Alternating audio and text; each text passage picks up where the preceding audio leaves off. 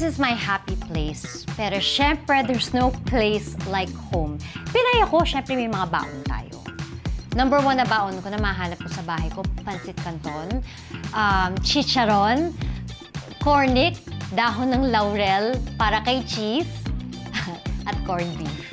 Welcome to my tree house here in Paris. And now we're gonna go upstairs. I tried to bring all of like special pieces from my house, my home in the Philippines.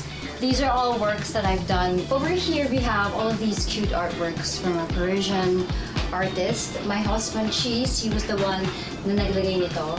This is where I pack. I put all of my Filipino designers.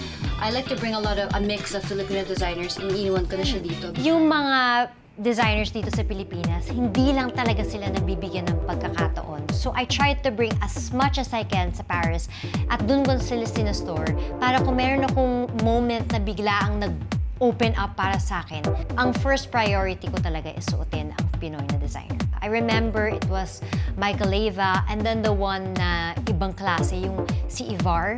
Men's Fashion Week, kaya ko siya pinupuntahan. Kahit anong suotin mo, pwede. At talagang nung sinuot ko yung damit ni Ivar, ang dami talaga. That's when you know the unsung heroes of Fashion Week, the photographers.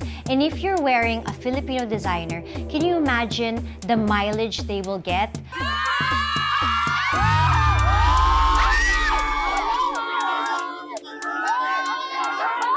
Minsan, na-invite ako sa UP na mag-talk sa fashion school, sa class nila. And may isa si Ron, meron siyang design na hat na medyo very eccentric, quirky. Dinala ko siya doon because it was my way of reminding myself again to stay authentically yourself. It was my way of manifesting Ron's dream. In a sense, it was taking him with me to the fashion capital, which is Paris. And then I just have endless like abubots, as you can see. It's in a really, really nice, safe area. So this is the number 1 reason why I got it. And you know, it just fits perfectly for what I do. All of my winter clothes dito na, so hindi na overweight. And then over here, I have more bags. The apartment at the time na pumupunta ako sa Paris, wala pa akong sponsorship sa mga hotels. So talagang malaking tipid siya para sa team ko. I made sure na 2-bedroom siya. Bago nandun yung walk-in ko, kwarto din yun ng team ko. Tapos at least meron kaming mapupuntahang lugar na we can make more memories. Kaya naisipan ko mag-invest talaga sa isang apartment doon. Speaking as a former single girl, it's always important that you have your own. Thankful ako na maganda yung life ko and everything, pero it's not the same story for a lot of women out there. Yun yung tugro sa akin ng daddy ko tsaka ng nanay ko na kailangan mong talagang makapundar ka ng sarili mong lugar para kahit anong mangyari, meron kang pupuntahan. Pag talagang tsinaga mo, makukuha mo. Para kahit anong mangyari, walang pwedeng magpalaya sa'yo. Meron kang sarili mong lugar. I'm just so grateful. Anything is possible. This can actually be your situation.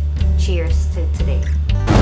This is where you will find me most of the time conceptualizing my reels. Kasi hindi naman ako sikat doon eh. Pag dumating yung Korean star, pak!